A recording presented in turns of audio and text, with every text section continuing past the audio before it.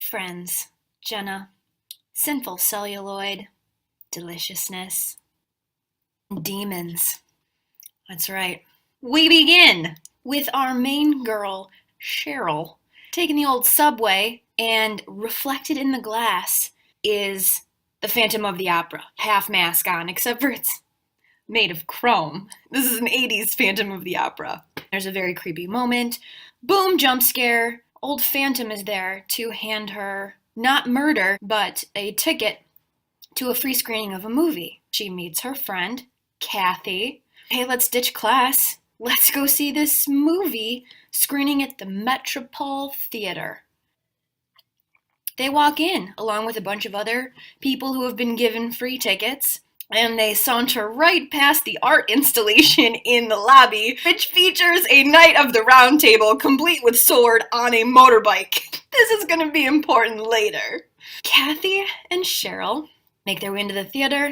Along with them, there's a young couple, an older couple, a dude with two saucy chicks, and a blind guy and his companion, because she's bringing a blind guy to a movie theater. Also two bros, because these two bros are going to need to pair up with our two chickies. Saucy chick number one, it's kind of goofing around by the old art installation and takes a mask, another chrome mask, off of the dude's javelin or whatever, puts it on her face and kind of messes around. But when she takes it off, she cuts her cheek. Everyone goes inside. They settle down for the movie. The movie within the movie. Hardcore metal starts playing. Some dudes on motorcycles show up to some ancient ruins with their girlfriends. They go spelunking. They find an inscription. They will make cemeteries their cathedrals and tombs your cities. I think they're talking about demons. P.S. Nostradamus is buried here. Let's go find his coffin. As they're walking in, you get tons of exposition about who Nostradamus is. Have you people never seen the History Channel? It's Nostradamus 24/7. It's also what I do for fun, the Nostradamus specials. They find Nostradamus' coffin, dust it off, crack her open. Inside is not his dead body. It's a mask covered in a piece of cloth and also a book with incantations and prophecies and Nostradamus' journal entries from when he was in high school. One of the dudes puts on the mask, cuts himself when he takes it off, mirroring our young lady out in the lobby. His face won't stop bleeding, and oh, guess what? Neither will hers. She goes to the bathroom. Dab, dab, dab.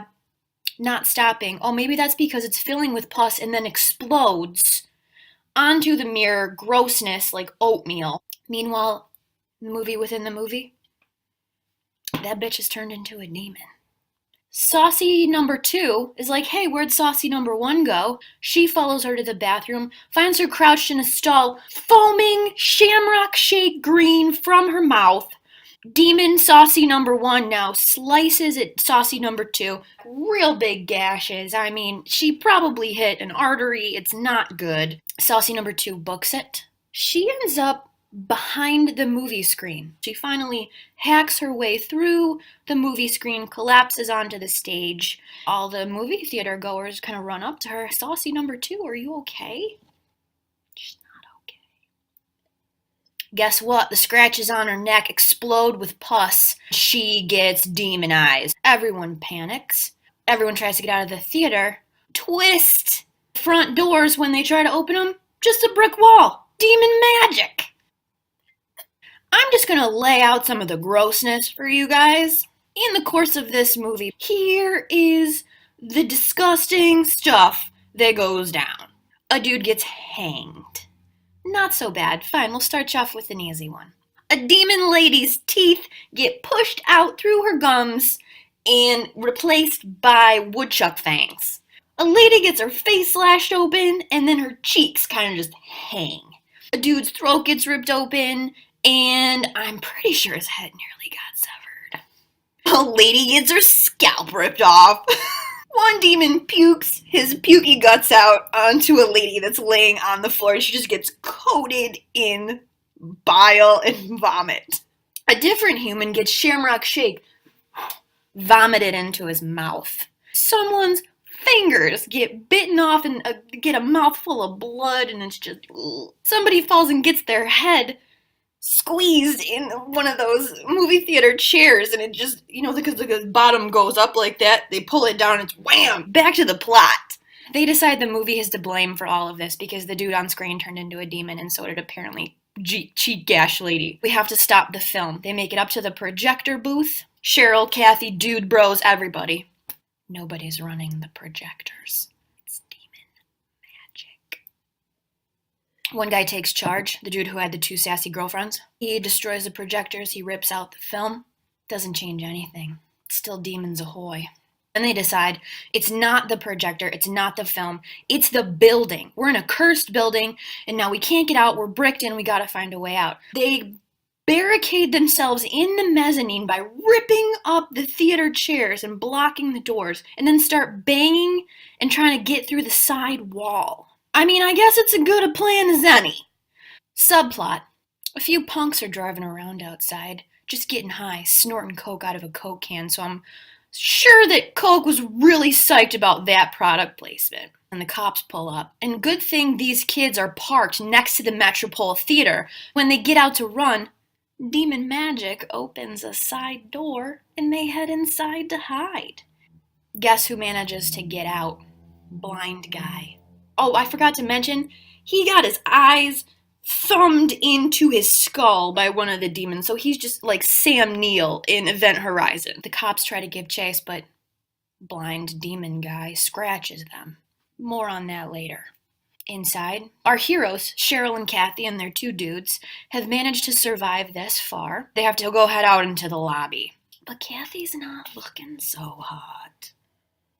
She turned around and oops, it's green shamrock shake vomit in your face. She kind of goes down on all 4s, and her back opens up like a jack-in-the-box, and a demon crawls out from inside her chest cavity through the back and scampers off. Bro number 2 gets scratched in the melee. You have to kill me. He takes Knight of the Round Table's sword and tells his friend, just do it. He goes full demon and his friend kills him. Bro number 1 decides, I've got a plan. Hop on the back of this dirt bike with me, baby. So Cheryl gets on the back. He goes off like swinging the sword. Drives into the movie theater, just chopping heads. Demon heads go flying. He gets most of them before, the dirt bike crashes on demon guts. They're like, okay, we gotta find a way out now that we're mostly safe. Loud noises from above. It's a helicopter. It crashes through the ceiling. Not nose first. It was sitting on the roof and the roof collapsed and it just boop right in the middle of the theater. So he has a bright idea. He drags the pilots out, turns on them rotors, and starts slicing the rest of the demons up. He climbs on top of the helicopter. He MacGyvers some device together, gets a grappling hook up onto the roof. They climb up. Moment of rest. Have we survived? No. Phantom of the Opera's up there, and he shoves bro number 1 back into the hole. Our lady Cheryl gets the grappling hook right in Phantom of the Opera's back. The other guy manages to climb up. They maneuver Phantom's head onto a piece of rebar and just right through the back of his face. He's dead. They look out over the city, and guess what? That blind bastard scratched those cops, and now the whole city is demon snacks. They manage to get picked up by a gentleman and what's either his daughter or his very young, very illegal wife and a small boy. They drive off into the sunset, just mowing down demons as they go. And scene is, where are we going? Somewhere far away from here.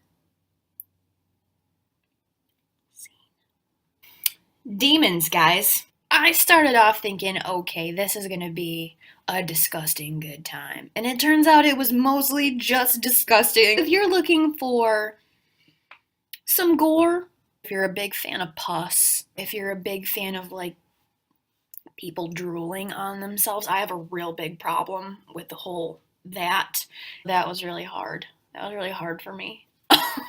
Terrible acting, terrible dialogue, terrible, all of it ticks all the boxes for the terrible score sheet. It's Jenna. Sinful celluloid. Drinking to forget. Demons.